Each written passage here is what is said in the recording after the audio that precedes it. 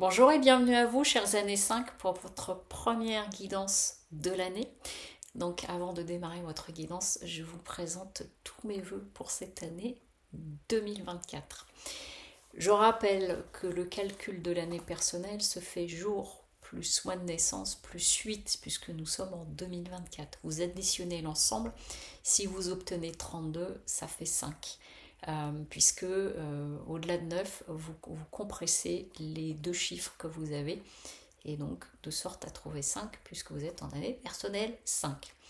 Je rappelle que c'est une guidance générale, donc n'hésitez pas à aller sur mon site pour retrouver toutes mes prestations. Et aussi, au mois de décembre, j'ai sorti un numéroscope 2024 en fonction de l'année personnelle. Donc là, en l'occurrence, ce serait le livret de l'année personnelle 5. C'est un e-book où vous retrouvez toutes les énergies des mois. Et c'est très complémentaire des guidances mensuelles que je propose. Voilà, c'est une nouveauté pour 2024. Alors, pour vous, les années 5, on a sur ce mois de janvier, et j'ai deux cartes qui sont tombées ensemble, donc je les ai prises après la première. C'est un mois extrêmement important, c'est un mois clé pour vous pour poser un certain nombre de choses. Et ça semble se passer autour de la sphère affective, ou si c'est au niveau individuel, vous pourriez bien vous retrouver chahuté dans votre relation à vous-même intérieure, hein, entre le masculin et le féminin, la fusion à vous, ou dans une relation, alors ça peut être familiale, sentimentale, amicale, mais il y a une notion relationnelle très importante, et on le voit sur la suite du tirage, qui peut faire que ça amène une dimension émotionnelle assez forte. Pourquoi je dis ça? Parce que ici on a un cavalier de bâton qui arrive, sauf que il est à l'envers. Ici on a, vous voyez à l'endroit, on a un personnage qui est fougueux, qui y va.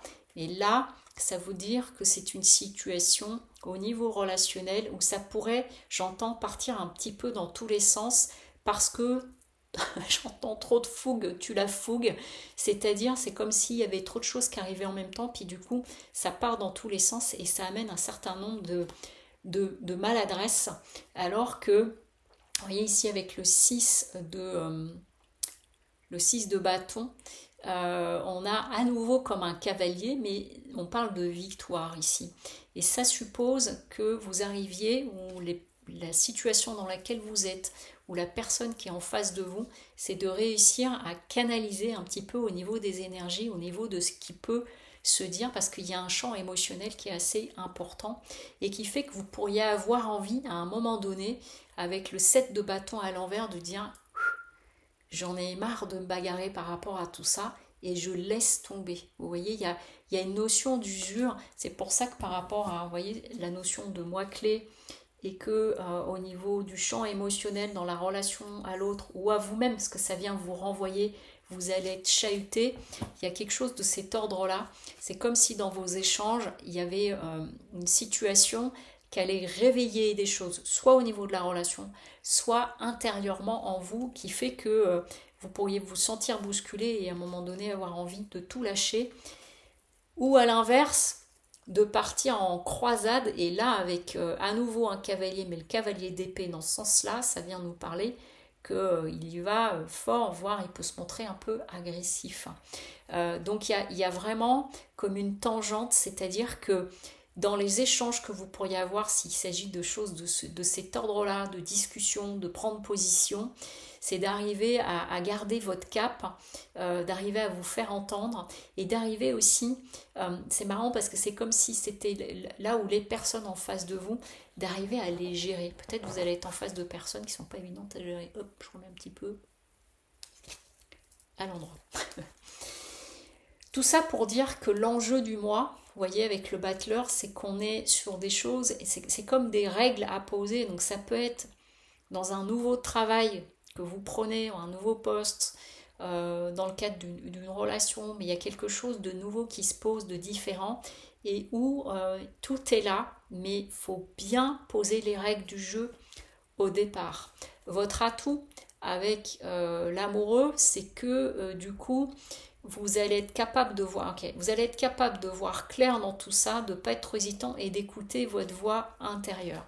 Le défi, ça va être de ne pas rentrer dans le rapport de force ou de vous faire embarquer dans le rapport de force. Et ça, c'est important, je dirais, en fonction de ce que vous savez de vous, si vous savez que vous avez une tendance peut-être soupe-au-lait ou trop franche, ou de choses d'aller vite au combat, on est en train de vous dire là attention à qui vous avez en face de vous, en fonction de comment vous réagissez, ou que si vous êtes quelqu'un hyper dans le self-control, vous pourriez être en face de personnes qui vous cherchent un peu et où du coup ça vient vous remuer. Et la carte conseil dans tout ça, on vous dit la bienveillance. La bienveillance avec vous-même et la bienveillance peut-être en face de vous. Donc bienveillance ne veut pas dire tout accepter, tout est ok, etc. Ça peut être de dire les choses aux personnes en mettant les points sur les i, mais tout en étant dans la bienveillance. C'est-à-dire que j'ai besoin de te dire les choses telles qu'elles sont là, poser des limites, mettre les points sur les i, mais sans être dans de l'agressivité, du jugement ou des choses de ce type-là. Elle est là, la bienveillance, hein, ça ne veut pas dire être dans la niaiserie. Et du coup, il y a quelque chose, il y a une sphère quand même émotionnelle, mais on est bien sur une question de bien vous positionner sur ce mois de janvier, et vous allez être probablement dans des situations qui pourraient venir vous chercher, vous remuer un petit peu, mais vous avez tous les atouts pour faire face. Voilà.